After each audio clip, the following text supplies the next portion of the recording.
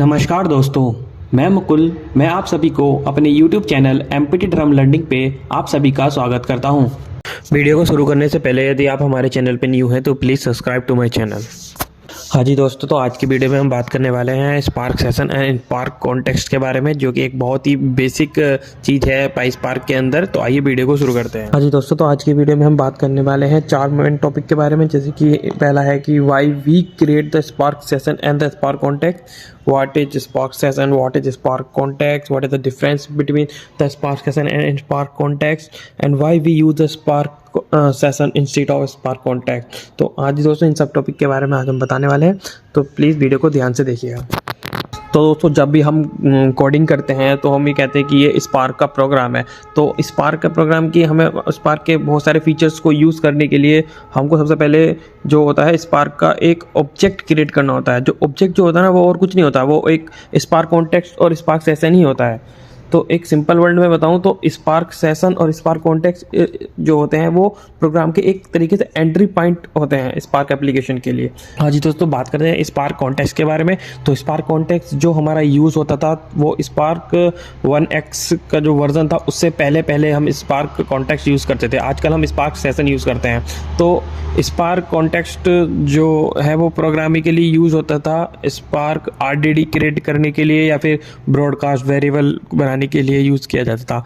ऑब्जेक्टिकली SC एक object के through इसको हम कॉल करते थे और ये स्पार्क शेल में भी अवेलेबल रहता था। हाँ जी दोस्तों, बात कर लेते हैं स्पार्क सेशन के बारे में। स्पार्क सेशन जो है वर्जन 2.0 और उसके अबव वर्जन में ही यूज़ होता है। और हाँ जी दोस्तों, ये बताते हैं कि स्पार्क सेशन ही क्यों यूज़ होता है, अब स्पार्क कॉन्टेक्स्ट क्यों नहीं यूज़ करते हैं। तो उसका रीज़न भी ये मोस्ट इम्पोर्टेंट रीज़न ये है कि जो स्पार्क कॉन्टेक्स्ट जब हम यूज़ करते हैं तो उसके हम बस ओनली स्पार्क से हम आरडीडी ही क्रिएट कर सकते थे। लेकिन हमें कुछ एडिशनल या फिर फीचर्स यूज़ करने हैं लाइक डाटा फ्रेम या फिर और भी अदर हाई थिंग, तो हमको स्पार्क सेशन का ही यूज़ करना होता है। लाइक स्पार्क कॉन्टेक्स्ट यूज़ कर रहे हैं तो हमको जैसे हमें हाइप कॉन्टेक्स्ट बनाना है, स्क्वल कॉन्टेक्स्ट बनाना है, तो हमें उसके लिए अलग अलग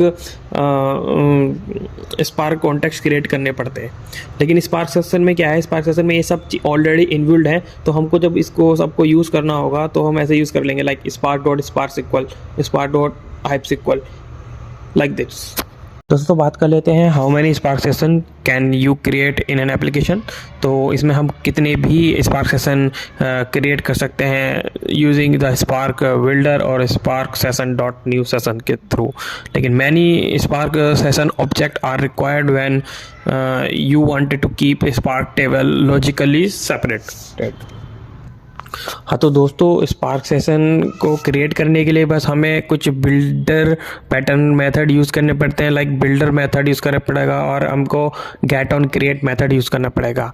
तो आइए इसको हम प्रोग्रामिंग के थ्रू देखते हैं कैसे क्रिएट करते हैं। हाँ जी दोस्तों, तो यहाँ पे बात कर लेते हैं हम। यहाँ पे हमने स्पार्क सेशन के प्रोग्राम की, तो हमने यहाँ पे स्पार्क सेशन के प्रोग्राम के लिए बहुत कुछ मास्टर क्लासेस का यूज़ किया है। सबसे पहले हमने यूज़ किया है यहाँ पे spark session dot builder dot master dot app name dot get on create. आइए जानते हैं ये सब होते क्या है।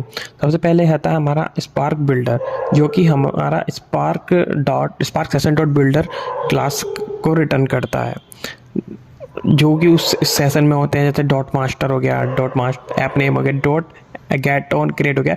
ये स्पार्क सेशन डॉट बिल्डर की क्लास के ही पार्ट है।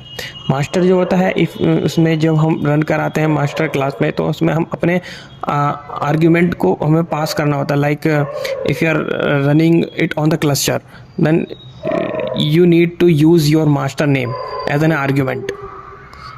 जैसे कि हम पहले यूज़ करते थे यार्न मैसूस, जो बट वो आपके डिपेंड करता है क्लस्टर के सेटअप पे। यहाँ पे सबसे सेकंड इसमें हमने ये लिख रखा है कि लोकल वन। तो यहाँ पे जो वन जो होता है ये बताता है कि how many partition it should create when we are using RDD और डाटा फ्रेम। और यहाँ पे ऐप नेम जो होता है वो हमारा स्पार्क एप्लीकेशन का नाम होता है जो हमारे वेब यूआई पे शो होगा। गेट ऑन क्रिएट जो होता है वो रिटर्न करता है स्पार्क सेशन के ऑब्जेक्ट को। यदि वो ऑलरेडी क्रिएटेड है तो उसी को रिटर्न करेगा। यदि ऑलरेडी क्रिएटेड नहीं है तो वो new spark session object create कर देगा।